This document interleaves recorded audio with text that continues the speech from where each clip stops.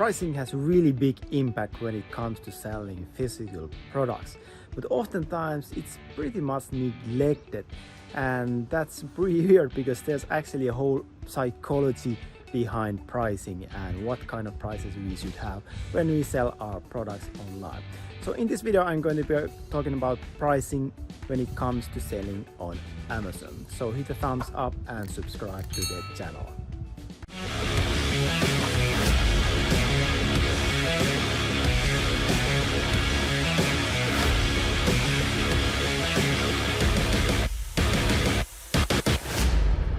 Let's talk about pricing, because pricing is one of the biggest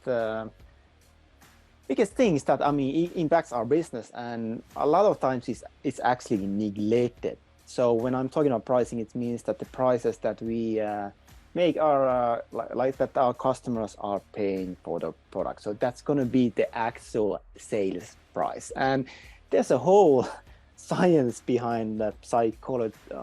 Science behind pricing and psychology, and it has been studied for decades and decades. But oftentimes we just set up a price on Amazon or on our website, and boom, that's it, without really thinking that, okay, what's the reason that we came up with this price? And oftentimes, we just check out that, okay, market price is paying this number, so let's just choose pretty much the same, or maybe a bit more. So, but this is something that we should actually put more effort into, because it can have significant impact on our profitability and the sales that we are doing. And a lot of times we need to consider that, okay, do we want to have like higher profitability, or do we actually want to end up with more money? And that can be in some products it can be tricky to find the sweet spot, because oftentimes, like when we are making more volume, we will end up with more bottom line. So anyway, the topic today is secrets to success using pricing strategies. So, and identify that actually what is the best solution for us. So we're going to be talking about the psychology of pricing, other pricing strategies, and then as an Amazon seller, it's important to understand all these Amazon pricing policies. And then we're going to be discussing pricing mistakes to avoid. So it's all about like defining our strategy in terms of pricing. So there's different things like charm pricing, and this is actually a funny thing. And of course, everyone knows this. Like, why do we have these silly, stupid prices like 99 something, and so instead of 500 it's 499? But the reasoning behind that is that we read from left to right. So when we encounter a new price at 499, we see the 4 first and perceive the price to be closer to 400 than it is to 500. And just consider yourself as some of the just think back about something that you paid, what you paid for a certain product, and like just consider that, if it was like 49 something, then was it, do you remember it as being 400 or actually 500? And sometimes I think like some companies just go too much on this, and it can feel really annoying for customers. But the reason companies do this, because it actually works. And I actually remember in my 20s, like I borrowed from my brother like 1,000 euros, and then when I paid him back, I did it like with bank transfer, and then I just, instead of sending him like 1,000 euros, I actually sent him like 999 euros. And then I was thinking that it just feels better on my part to send this amount. And then I was thinking that I'm just gonna give the like €1 as a coin to him, and it just made me feel better, like because I'm like sending this amount. And then his reaction was that he was really annoyed that I sent like he was asking me that, why did you send me 999 instead of like 1,000? But here's the €1, so you are getting the same amount, but it's just here's a like good example how we perceive it as human beings. And then really interesting thing is this odd pricing, and I mean, meaning that you use numbers like 1, 3, 5, 7, 9. So I mean, this tends to be more popular because it indicates a deal in the customer's mind, making them more likely to buy. And same thing applies for like when you're doing like some kind of like services or whatever. I mean, typically if you set a price for your service and you make it like, okay, it's 2000. I mean, as a customer, it feels like, okay, I mean, they just kind of like made up this price. They decided that, okay, I mean, this is just not based on anything specific, but if you actually give very specific number like 2193 or whatever, then the logic comes that, okay, I mean, maybe there's something behind this number. Maybe they are actually making it so that, I mean, there's some reasoning that they came up with this number instead of being just some random number. And I mean, of course, we can see this like on McDonald's and all these different places. So they have very, very specific numbers, and it kind of feels like it's kind of some kind of deal, even though it probably isn't. We are just paying some random number that they came up with. Then in numeracy, so buy one gets one free versus 50% off 2 items. So I mean, this is the sign that you see here in US all the time. Buy one and get one. Sometimes it's even without the word free, like buy one and get one. I mean, especially in Asia, you see that, like in the Philippines, buy one and get one. And it starts to feel like, this is pretty logical. But when they add the word like a free to it, like buy one, get one free, which you see here, then I mean, it just feels it feels better than just saying that, yeah, you're going to be getting 50% off 2 items. So, I mean, most people would prefer the first option, even though these are identical options. Then appearance of price, like why is it like $19 instead of 19.00? So the longer prices appear to be more expensive for consumers than shorter prices, even if they represent the same number. And we see this in different like food menus. So they have like exact prices, just without any digits, 2 digits. So then artificial time constraints. So if a potential customers believe that the sales are only temporary, they're more likely to make their purchase today rather than next week. So I mean, Amazon is notorious for running these kind of like lightning deals, flash sales, and all kinds of like marketing campaigns all the time. And why do they do that? I mean, they do it because it really works, and it really isn't like artificial times constraint, like especially if you're doing like lightning deal. I mean, nowadays Amazon has added a lot of more like restrictions and requirements for the deal, which is good for the customer. So it isn't any kind of like artificial like deal or artificial discount, but it's an actual discount of the lowest price. So, but the thing is that I think it was one store here, was it Macy's or something? So they actually made this decision a few years back. I mean, maybe it's already like 10 years ago, that they decided that we are not going to do any more deals at all. So the prices that you pay are going to be the fixed prices. So these are the prices that you're going to be doing for like end of times pretty much. So Amazon, so Macy's made this really strong statement that don't worry. I mean, I basically told the customers, don't worry about deals. I mean, you can trust us. So, I mean, the prices that you pay are good. They are already low enough, so we are not going to have any kind of discounts. So what do you think actually happened?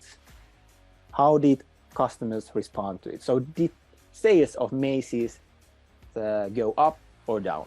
What do you think? Yes. So, I mean, it was a complete catastrophe. So I mean, they experienced a drastic drop in sales as a result of this strategy, and it didn't last for very, very long until they actually announced that actually we are changing our strategy, so we are going to be adding these deals once again. So they pretty quickly reverted that, oh my God, I mean, this is a pretty dumb strategy. I mean, our sales immediately went down.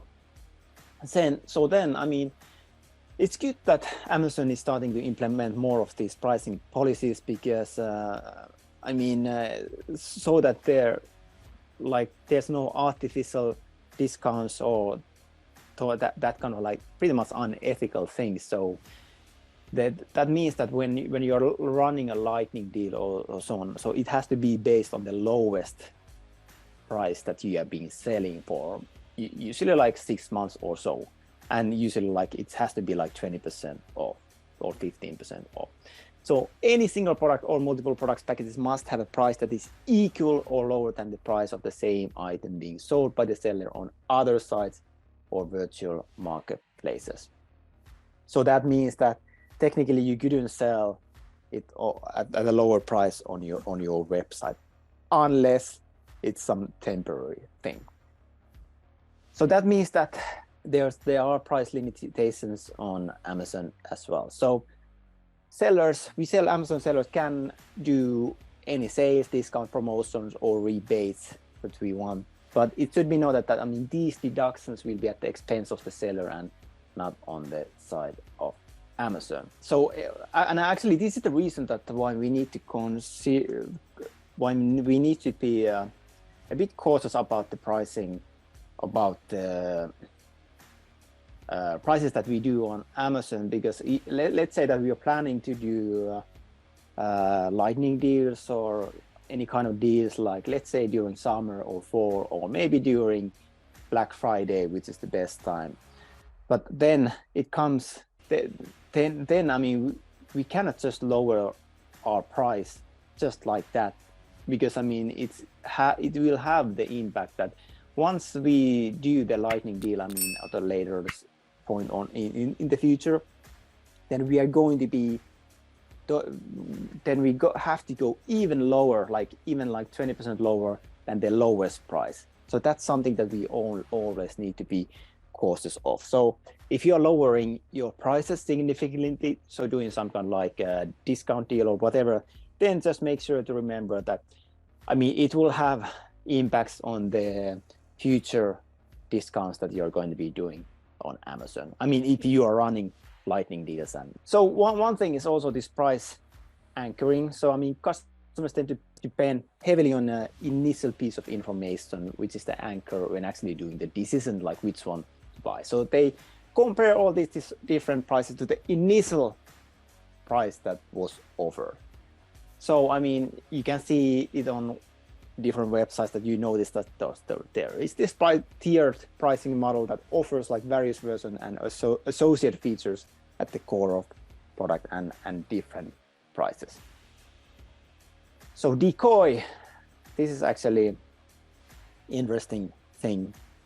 So what it means is that, I mean, the companies present an option that they do not want the customer even to choose. So meaning that it's just a decoy. So there's basically companies offering this decoy option, like here you can see that web only and then web plus print. But then on the third option, I mean, when you add the third decoy, then you actually have those separated. So this is when companies that have like preferred options to which they want to direct customers, because sometimes, I mean, if you give customers like two options, it is difficult. It can be difficult for the customer to make a decision. But if you give like 3 options, then I mean, usually they just go with the middle one, and it's much easier to choose make the decision when you have 3 options instead of having 2 options. And if you could give too many options, then you might actually cause that the customer is not making any decision, and that means that they are not going to buy anything at all. And actually, I noticed this behavior on myself as well. Like, let's say that I see an ad for some, like I just saw some ad for a pretty cool wallet, and it's pretty similar to what I already had, but it had something in addition. So I clicked the ad, and I saw it. I entered their funnel, and then started thinking that, I mean, maybe I should order this.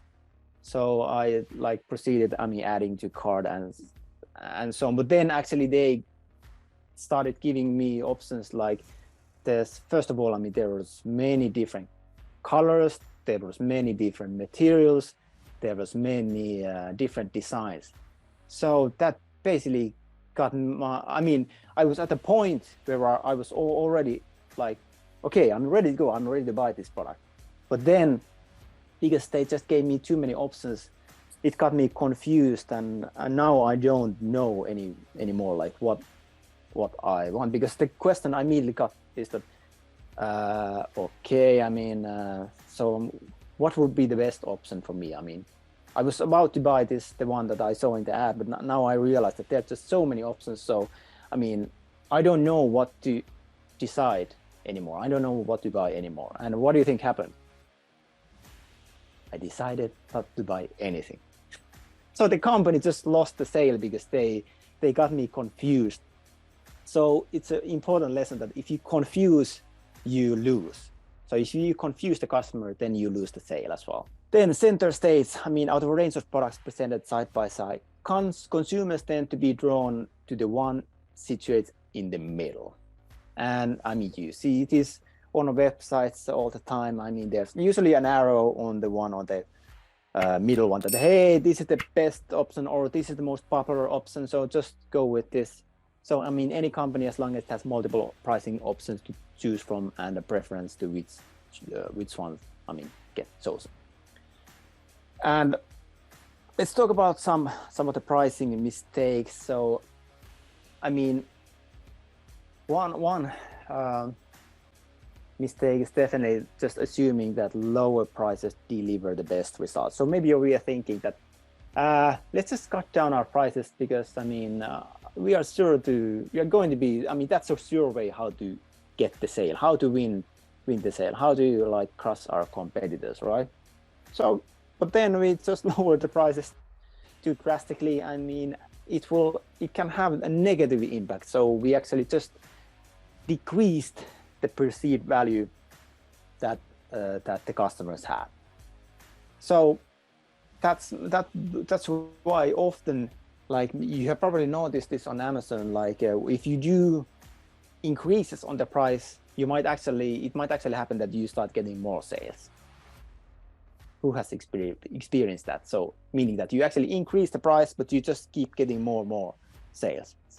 So that, I mean, happens often. And so then it's a question of really finding the sweet spot to the price to determine how it's viewed by the customers. And it's pretty damn difficult to do this without testing. So that means that we just need to experiment and in order to find that sweet spot. When we are selling online, then perceived value is of real big importance. So that means that it's not only about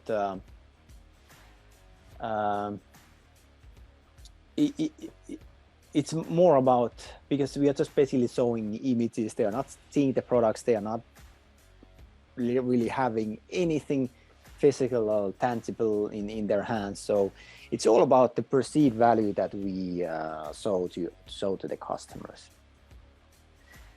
Yeah, I mean, and actually we have been guilty of this, that we are not testing new approaches in terms of prices. So let's say that the product that we have been selling for many years already, I mean, when is the last time that we changed the price? I mean, it's already been a year for the same price. And sure, I mean, it might make sense that if something isn't working, I mean, if something is working, I mean, don't touch it and just let it be. While that may make sense often, but the thing is that when we are selling online and when we are getting new traffic all the time, then I mean, we can do changes like this, like in terms of pricing, in order to find the best, find the sweet spot. And we have to be cautious that we don't give any negative signs to the Amazon algorithm. But the thing is that if you are getting sales, then that is always a positive sign for the Amazon algorithm. So that means that we can just do split test to see how these different types of pricing compare to the tried and true methods. And previously, I mean, before testing something live, testing something on the marketplace, I mean, it's pretty difficult to say that, okay, is it gonna work better or worse? And one thing is that if you just think about the cost and not the value, like I mentioned I mean, it's not only an online, I mean, this perceived value thing, but I mean, it's especially true online because people only have images and different information that we give them. So that means that we should work in such a way to try to maximize this perceived value that people get from our product. So compute the cost only to see where is the lowest boundary for the price. So when customers perceive the product to be of good value, sales usually tend to go up, and profits as well. But yeah, I mean, it's about finding the right balance by considering the value of the products and the cost. And like I mentioned in my example that I had with the wallet as a customer, I mean, they overcomplicated the offer. I mean, it's just a wallet. Like, why do you have to make it so? Why didn't you just, if you're running paid traffic to your funnel, like, why don't you just stick to that one version, and which is the most common version, like the most popular color, the most popular fabric, and the most popular like design? Just go with that, and don't show me all that other like customization and variations I could do, because I mean, always assume that people are busy living their lives. So I mean, I was pretty much ready to spend 5 minutes of my life just to add my, you know, credit card information and just pay it and get it. But since they started like demanding more of my time, that I had to invest into studying and really learning about this wallet, that okay, what is going to be the best option for me, then I mean, I just got frustrated. Like 15 minutes later, I was like, I'm not going to order this. Just forget it, or maybe come back to it later. But I mean, usually if we postpone things, then it's more like it's going to the someday maybe pile, and which ends up often being that they never pile. So things that we will never go back to again. Yeah, so just let's keep that in mind. So I mean, the smoother and easier it is for customers to comprehend the price points, the faster it will be to move through the purchase decision phase. So don't include unnecessary decimal points and other punctuation in how prices are presented. For example, 14.99.00. Okay, I mean, it looks pretty big number. So if that's the price, then okay, let's just have it like 14.99.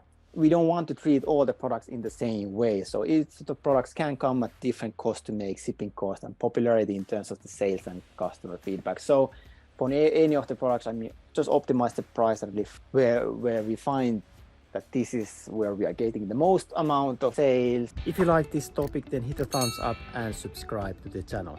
And if you'd like to get more information regarding selling on Amazon, then just feel free to reach out to me and let's have a talk.